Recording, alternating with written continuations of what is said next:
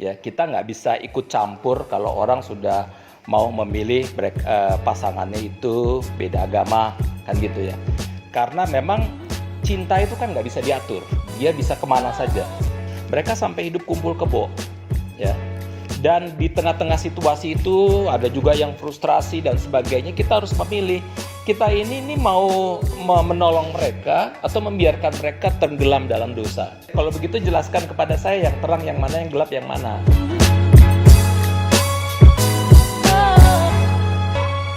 Rekan-rekan sekalian, kali ini kita akan ngobrol dengan Pendeta Albertus Pati soal satu isu yang kontroversi, mungkin juga sering diangkat, tapi juga mungkin kadang dilupakan, habis itu panas lagi gitu. Nah, kali ini kita akan ngobrol soal pernikahan beda agama gitu. Kita tahu di Indonesia itu adalah cerita yang wajar. Banyak orang yang memadu kasih antar agama yang berbeda gitu ya. Banyak juga yang sudah film-film atau klip atau hal lain yang membicarakan tema ini, dan di Indonesia khususnya di kekristenan hal itu juga jadi perbincangan hangat. Beberapa waktu lalu Pak Pati menulis dalam status Facebooknya, dan itu jadi sangat banyak sekali yang komentar, banyak kali yang share gitu ya, dan ya memang banyak sekali gitu yang ngobrolin berkali-kali gitu ya. Sebenarnya kalau Bapak sendiri sering ya Pak ya melakukan pemberkatan pernikahan beda agama? Sudah sering, sudah puluhan kali saya sih, udah dari lama. Kita mah udah biasa. Iya, di GKI memang. Di GKI itu sesuatu yang nggak ada masalah ya. Oke. Karena memang bagi GKI itu semua orang itu adalah anak Tuhan, dicintai oleh Tuhan. Apapun agamanya, apapun etniknya, apapun warna kulitnya, status sosialnya. Itu yang pertama. Yang kedua, bagi GKI itu merupakan itu hak asasi orang untuk memilih pasangannya. Ya, kita nggak bisa ikut campur kalau orang sudah mau memilih pasangannya itu beda agama, kan gitu ya. Karena memang cinta itu kan nggak bisa diatur, dia bisa kemana saja. Kita bisa saja kita katakan kamu harus cinta dengan orang yang satu gereja misalnya atau satu agama. Tetapi perjumpaan interaksi dengan siapapun itu membuat orang bisa jatuh cinta dengan siapa saja. Dan yang ketiga terutama adalah memang karena banyaknya kasus-kasus pacaran beda agama yang bukan cuman beberapa tahun, bahkan ada yang 7 tahun, 8 tahun, 9 tahun, bahkan ada yang pernah 15 tahun.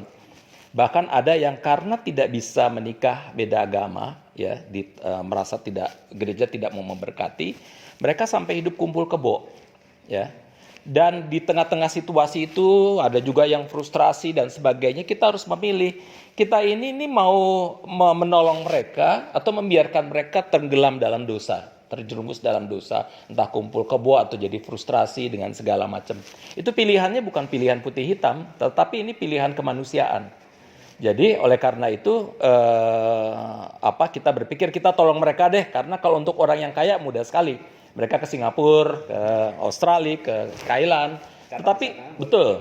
Tetapi untuk mereka yang uangnya pas-pasan, yang mereka nggak punya jalan lagi, akhirnya mereka bingung aja dan bisa terjebak dalam dosa-dosa yang lain. Oleh karena itu memang GKI memilih untuk kita akan berkati, kita tolong mereka, itu hak mereka, hak yang seharusnya kita lindungi mereka itu. Oleh karena itu GKI lakukan. Ya, saya ngelihat itu GKI dan mungkin sedikit ya gereja yang lain juga. Ada GKJ, GKP. Itu sebagai pilihan pastoral. Tapi kan pasti ada yang keberatan, Pak. Rekan-rekan Kristiani pasti pakai ayat yang sangat terkenal ya, 2 Korintus 6 ayat 14, janganlah menjadi pasangan tidak seimbang sebab gelap dan terang tidak dapat bersatu. Itu gimana Pak tafsirannya kalau di GKI sendiri dan rekan-rekannya sedikit banyak juga melakukan pemberkatan nikah beda agama ini? Ya, sebetulnya kalau ada yang keberatan terhadap perkawinan beda agama itu sah-sah saja ya. Kan kita ini masanya kita berdialog, jadi nggak apa-apa, karena kadang-kadang penolakan terhadap kawin beda agama itu membuat kita juga tidak menggampangkan untuk kawin beda agama, karena di GKI juga bukan GKI menyarankan untuk kawin beda agama, tetapi kalau ada orang yang mengalami hambatan, jadi terpaksa tetap mau kawin beda agama, ya kita tolongin, kan gitu, bukan kita sarankan, ya. Biasanya mereka yang tidak setuju itu menggunakan 2 Korintus ayat 14 tadi ya, terang dan gelap tidak boleh bersatu. Dulu juga saya pernah lakukan pernikahan, ketika mau pemberkatan itu ada seorang perempuan yang telepon. Bapak katanya, kenapa Bapak bersedia melakukan pemberkatan terhadap mereka yang mau kawin beda agama ini? Saya bilang, Anda siapa? Saya kakaknya dari si perempuan ini yang Kristen. Kenapa you keberatan? Bukankah terang tidak boleh bersatu dengan gelap? Kan gitu ya. Jadi saya bertanya kepada dia, boleh kalau begitu jelaskan kepada saya yang terang yang mana, yang gelap yang mana, gitu ya. Orang Kristen dengan pongahnya selalu menganggap diri anak terang, ya, karena dia percaya pada Yesus Kristus. Tapi bagi saya terang dan gelap bukan pada apa yang you percaya, tetapi bagaimana Anda menghayati keyakinanmu itu dan kemudian Anda jadi berkat atau rahmat bagi setiap orang, itu yang menunjukkan dia terang apa tidak. Jadi ada yang Kristen yang salibnya besar apa segala macam tapi justru hidupnya penuh dengan kegelapan. Tetapi ada juga orang yang beda agama tapi dia pembela kemanusiaan dan sebagainya, sangat terang sekali ya. Jadi oleh karena itu kita jangan terlalu gebiah uyah untuk mengatakan seolah kita anak terang, situ yang lain anak kegelapan ya. Yang kedua adalah ayat itu sendiri sebetulnya tidak bicara tentang pernikahan atau perkawinan beda agama, tapi itu orang yang sudah kawin lalu kemudian pasangannya itu yang bukan Kristen itu hidupnya sembarangan, duniawi banget ya, mabok-mabokan ya, mungkin main perempuan atau kan sebagainya. Lalu kemudian Paulus katakan kamu di tengah-tengah seperti itu kamu harus tetap jaga kekudusanmu gitu loh, jangan ikut-ikutan. Itu sebetulnya bagaimana pengikut Belial bersatu dengan itu, artinya itu tetap kudus. Tapi Belial di sini sebetulnya itu setan artinya.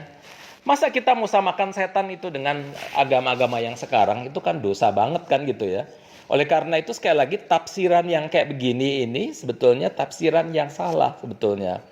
Dia tidak pernah mengatakan you nggak boleh nikah beda, nggak ada ayat Alkitab juga yang mengatakan you nggak boleh nikah beda agama. Sebetulnya ada, tetapi itu di Nehemia dan Esra ada konteksnya sendiri. Alkitab kan konteksnya ribuan tahun ya. Oleh karena itu di dalam konteks-konteks tertentu dia ada larangan, tapi dalam konteks-konteks tertentu nggak ada masalah juga. Misalnya Abraham nikah dengan Keturah yang adalah si Hagar, itu orang Mesir, punya Tuhannya sendiri. Musa dengan perempuan Kush, punya ini. Kemudian Naomi, mantu-mantunya semuanya nikah dengan beda etnik dan artinya beda agama dan sebagainya. Jadi perkawinan yang kayak gitu tuh udah banyak juga yang terjadi di Alkitab. Ya, kalau konteksnya Indonesia Pak, itu sebenarnya Bapak ngeliatnya gimana sih? Karena kan ada aturan yang dalam tanda kutip sebenarnya agak mempersulit ya, atau ada tafsiran lain soal ini. Juga bagaimana juga dalam konteksnya kebinekaannya kita. Bapak ngeliatnya seperti apa sih kalau konteks pernikahan beda agama? Ya, perkawinan beda agama itu konteks yang memang udah rame sejak tahun 73 ya, ketika mau dibuat Undang-Undang Nomor 1 tahun 74 itu ya. Lalu kemudian teman-teman yang agama lain tidak setuju soal menganggap karena kalau kawin beda agama ini itu terjadi proses kristenisasi. Karena waktu itu PGI dan KWI tidak masalah perkawinan beda agama. Kenapa? Karena bagi PGI dan KWI itu hak asasi tiap warga negara yang mestinya pemerintah fasilitasi. Tapi karena ada tekanan-tekanan yang seolah tidak boleh sehingga terjadi dipersulit itu tadi ya. Tapi oleh karena itu terjadi perdebatan sampai sekarang. Apakah sebetulnya tidak boleh atau memang terjadi kekosongan hukum? Yaitu perdebatan itu terus saja berlanjut sampai sekarang. Tetapi terlepas perdebatan itu, udah ribuan, mungkin puluhan ribu orang yang kawin beda agama tetap bisa tuh dilakukan di Indonesia ya. Mereka tetap lakukan seperti biasa dan itu sudah terjadi. Teman-teman Islam juga pernah banyak yang lakukan perkawinan beda agama, bahkan dulu di Paramadina juga lakukan itu juga. Jadi secara hukum itu nggak ada masalah kan gitu ya. Oleh karena itulah memang dan seharusnya memang pemerintah tidak usah ikut campur soal hal private itu. Warga negaranya bisa memilih siapa saja kalau memang dia mau pilih. Tinggal pemerintah memfasilitasi, jangan sampai dia justru malah pergi ke luar negeri, kan gitu. Ini yang yang kacau dong, pemerintah tidak memfasilitasi warga negaranya yang bayar pajak ini kan gitu. Ya, terima kasih Pak Fatih buat pendapatnya. Kita tahu itu hal yang wajar di Indonesia, walaupun tidak disarankan sebenarnya ya, tapi itu hal yang juga membangun kebinekaan kita, tapi juga itu sesuatu yang real kita alami. Nah, saya mengundang juga teman-teman kalau punya pengalaman seperti ini, entah keluarganya, atau sekarang tengah menjalani hubungan beda agama, boleh kasih share pendapatnya di kolom komentar. Nanti kita lihat banyak juga bagaimana ini jadi cerita dan wajah negeri kita juga. Terima kasih Pak Fatih buat Sama.